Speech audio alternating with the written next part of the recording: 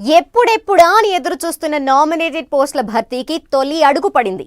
20 కార్పొరేషన్లకు చైర్మన్లు, డైరెక్టర్లతో కలిపి 99 మందికి ఫస్ట్ బొనాంజా ప్రకటించారు సీఎం చంద్రబాబు. ఇందులో జనసేనకు 3, బీజేపీకి 1 కార్పొరేషన్ చైర్మన్ పదవి కేటాయించారు. అయితే తొలి విడత జాబితాలో ఉంటారు అనుకున్న కొందరు ఆశావాహుల పేర్లు మాత్రం ఇప్పుడు కనిపించలేదు. ఎన్నికల్లో ఫస్ట్ మీకే ప్రాధాన్యమని అధినేత హామీ ఇచ్చిన ఆ నేతలు నెక్స్ట్ లిస్ట్కి ఎందుకు షిఫ్ట్ అయ్యారు? తొలి జాబితాలో కూడికలు, తీసివేతలు ఎలా ఉన్నాయో ఇప్పుడు చూద్దాం.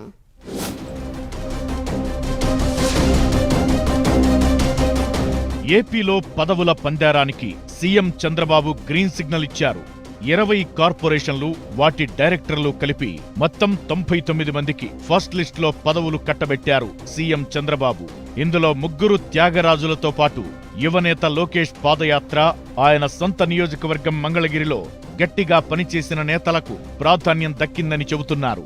అదేవిధంగా గత ఎన్నికల్లో పార్టీ విజయానికి పాటుపడిన దామచర్ల సత్య వంటి వారికి అగ్రతాంబూలమే దక్కిందని చెబుతున్నారు. ఇక సీనియర్లకు అవకాశం కల్పిస్తూనే జూనియర్లను ప్రోత్సహించారనే అభిప్రాయం వ్యక్తమవుతోంది. కూటమిలో సమన్వయ కమిటీ నిర్ణయానికి తగ్గట్లు 20 మందితో ప్రకటించిన తొలి జాబితాలో జనసేన, బీజేపీ నేతలకు పదవులు దక్కాయి. అయితే బీజేపీ కోటాలో పదవి దక్కించుకున్న లంకా దినకర్కు గతంలో టీడీపీతో అనుబంధం ఉండటం చర్చకు తావిస్తోంది. ఇక జనసేనకు కేటాయించిన 3 చైర్మన్ పదవులు కీలకమైనవేనని చెబుతున్నారు. పట్టణాభివృద్ధి, చిన్న పరిశ్రమలు, పౌర సరఫరాలు వంటి ముఖ్యమైన కార్పొరేషన్లు జనసేన దక్కించుకుంది. ఆ పార్టీకి కేటాయించిన 3 కార్పొరేషన్లలో ఒకటైన పౌర సరఫరాల కార్పొరేషన్ డిపార్ట్మెంట్ కూడా జనసేన మంత్రి నాదెండ్ల మనోహర్ పర్యవేక్షణలో ఉండటం విశేషం. ఇక తొలి జాబితా తరువాత మరిన్ని పదవుల ప్రకటన త్వరలోనే ఉంటుందని, దసరాలోగా 2వ విడత పదవుల భర్తీ ఉంటుందని టీడీపీ వర్గాలు చెబుతున్నాయి. వాస్తవానికి టీడీపీ, జనసేన, బీజేపీ కూటమిలో చాలా మంది నేతలు నామినేటెడ్ పదవులపై ఆశలు పెట్టుకున్నారు. ఇందులో గత ఎన్నికల్లో సీట్లు కోల్పోయిన 31 మంది టీడీపీ నేతలకు ప్రాధాన్యం ఉంటుందని భావించారు. ముఖ్యంగా పిఠాపురం సీటు వదులుకున్న మాజీ ఎమ్మెల్యే వర్మ, మైలవరం సీటును త్యాగం చేసిన మాజీ మంత్రి దేవినేని ఉమాకు తొలి అవకాశం దక్కుతుందని ప్రచారం జరిగింది. అదేవిధంగా టీటీడీ పాలకవర్గం నియామకం కూడా ముందు ఉంటుందని చెప్పారు. కానీ తొలి జాబితాలో మాజీ మంత్రి దేవినేని ఉమాతో పాటు మాజీ ఎమ్మెల్యే వర్మకు అవకాశం దక్కలేదు.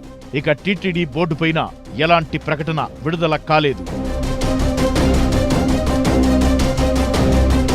తొలి జాబితాలో కార్పొరేషన్ చైర్మన్ పదవి దక్కని నేతలకు 2వ జాబితాలో అవకాశమిస్తారా, లేక మరేదైనా ప్రత్యామ్నాయం చూపుతారా అనే చర్చ ఆసక్తికరంగా మారింది. మాజీ మంత్రి ఉమా, మాజీ ఎమ్మెల్యేలు వర్మ, ఆలపాటి రాజా వంటి వారు నామినేటెడ్ రేస్లో ముందున్నారని వినిపించిన లిస్టులో వారి పేర్లు లేకపోవడంతో పార్టీ శ్రేణులు అవాక్కయ్యాయి. పైగా మాజీ మంత్రి ఉమాకు కేటాయిస్తారని ప్రచారం జరిగిన ఆర్టీసీ చైర్మన్ పదవిని సీనియర్ నేత, మాజీ ఎంపీ కొనకళ్ల నారాయణకు కట్టబెట్టారు. దీంతో ఉమాకు ఎలాంటి ప్రాధాన్యమిస్తారనేదే పార్టీలో హాట్ టాపిక్ గా మారింది. ఇదే సమయంలో సీట్లు త్యాగం చేసిన వారిలో కర్రోతు బంగారాజు, పీలా గోవింద సత్యనారాయణ, మంతెన రామరాజులకు ప్రాధాన్యం దక్కడం విశేషంగా చెబుతున్నారు. మొత్తానికి తొలి జాబితా విడుదలైన ఆశావహులను మాత్రం సంతృప్తపరచలేకపోయిందనే కామెంట్లే వినిపిస్తున్నాయి. మొదటి జాబితాలో కీలకమైన కార్పొరేషన్లకు చైర్మన్లను ప్రకటించినప్పటికీ ఎవరూ ఊహించని నేతలు పదవులు దక్కించుకోవడమే కూటమిలో చర్చనీయాంశంగా మారింది. ముఖ్యంగా పదవులు దక్కించుకున్న 16 మందిలో లోకేష్ టీంలో సభ్యులు ఎక్కువగా ఉన్నట్టు చెబుతున్నారు.